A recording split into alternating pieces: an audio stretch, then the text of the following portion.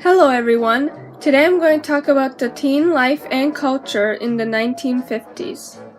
To many baby boomers, the 1950s seemed like the greatest decade. After all, there was new entertainment and materials, and more freedom was granted to the teenagers.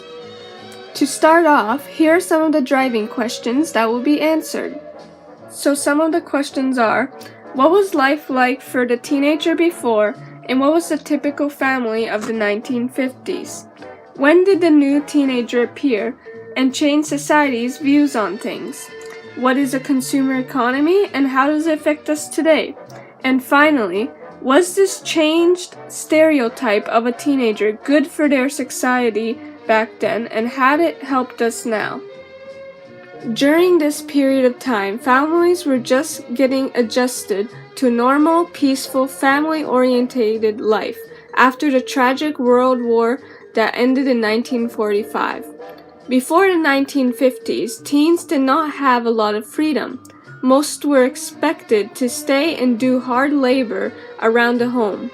Usually, only boys were allowed to continue school to a high level of education. There wasn't a lot of free time for them to dance around and have fun most of the time. Not only that, but it wasn't popular for teenagers to be even considered an individual group yet until at least 1949. So as a result, they didn't have a lot of things made specifically for them. The main idea of a 1950s typical family consisted of the two parents, where the father was the breadwinner and the mother was either working female-made jobs such as nurses, teachers, etc., or stayed home doing household chores. Also, in the 1950s, families dined together, went together for outings, met and chatted with their neighbors regularly, and did many more things which brought peace and harmony to the society. Popular TV shows such as Leave It to Beaver was a prime example in where they showed how a normal American/Canadian family was with their values and how they were greatly influenced with commercial things. Leave It to Beaver, starring Barbara Billingsley, Hugh Beaumont,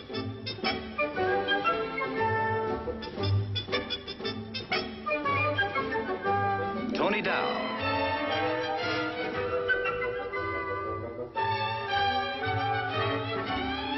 and Jerry Mathers as the Beaver. What's funny? Well, whenever we cook inside, Mom always does the cooking. But whenever we cook outside, you always do it. How come? Well, it's sort of traditional, I guess. They say a woman's place is in the home, and I suppose as long as she's in the home, she might as well be in the kitchen. But how come you always do the outside cooking? Well, I'll tell you, son, women do all right when they have all the modern conveniences. But us men are better at this rugged type of outdoor cooking. Sort of a throwback to caveman days. They have to be smart. They don't have to get jobs or anything. All they got to do is get married. Well, Beaver, being smart isn't exactly a drawback to marriage. Well, if they don't get married, they can become dressmakers or cut people's nails in a barber shop or take care of kids and a lot of other dumb stuff. Well, Beaver, today girls can be doctors and lawyers, too, you know. They're just as ambitious as boys are. As I mentioned before, teenagers were treated quite differently before the 1950s. In contrast, this era's young individuals' lifestyles were becoming more different than the last generation, as they started getting their money from part-time jobs or their parents' pockets. Moreover, they were the first of their age to finally feel the need to have their own stuff. This would range from their music, clothes, movies/shows, friends, and social life. And so this introduced them to the consumer economy. First of all, what is a consumer economy? Well, it's an economic system that depends on people buying a lot of goods and services rather than on production. Continuing on, since we know most teens were just beginning to distance themselves from their parents' generation, it can be said that they start to create their own culture. The commercial industries saw of this opportunity to make material things such as the trending poodle skirts for girls and black leather jackets for boys. Yet once the fad went out of style, the teenagers would want to have something more or new. This actually shows why some adults today think of teenagers as always asking for more stuff, but don't seem to be as happy with it. To add on, later in this decade, the automobile companies jumped onto this consumerism bandwagon. They would make cheaper and newer models each year, which would be bought by the male teenagers who had made just enough money from their part-time jobs to be able to afford the cars and show off. From this popularity, they were seen in famous drag races, and they participated in painting cars in the style of hot rods. From here, that's where the materialistic and rebellious meaning to the word teenager had arrived. There was, of course, other social changes in the 1950s that shaped up the behaviors of them, and that was the rock and roll movement and the sprout of Hollywood movies and shows aimed at teenagers for the first time. It has been proven that rock and roll did change the behaviors, especially when the iconic king of rock, Elvis Presley, surfaced and influenced the teenagers to be more in tune with their body and rebellious. His cocky personality, soothing deep voice, and luscious hair was a big hit for teenage girls back then. And so the teenage boys started to imitate his so-called seductiveness and his dance moves, and also create their own like the jitterbug, Lindy, the rock and roll, and or bop. Not only that, but this genre of music affected the teens in a way where it spread the message in its lyrics that drug use is okay and that sexual intercourse before marriage is fun and exciting. Teens believed this music was about their world because the songs were about wild parties, fast cars, and high school sweethearts. So they would have definitely been able to relate to these songs, which led to being sung by other teens. All of this later on became the image/style of teenagers and caused that stereotype of our youth today. Here's 3 quick samples of the popular rock and roll music teens listen to. Man was jumping and the drum began to swing. You should have heard this knocked out jailbird sing. Let it rock.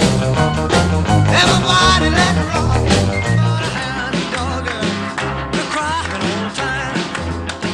Rock. 5, 6, 7 o'clock, 8 o'clock, rock. 9, 10, 11 o'clock, 12 o'clock, rock. We're gonna rock around the clock tonight. Put your glad rags on. On a smaller effect, Hollywood released many movies and shows geared towards the ages of 13 to 18. Some of the most famous and influential ones was Rebel Without a Cause, an American drama film about emotionally confused suburban middle-class teenagers. The main star of this movie was James Dean, and it also introduced the idea of driving fast is cool and a risk worth taking. Here's a clip from the original trailer. You want to kill your own father?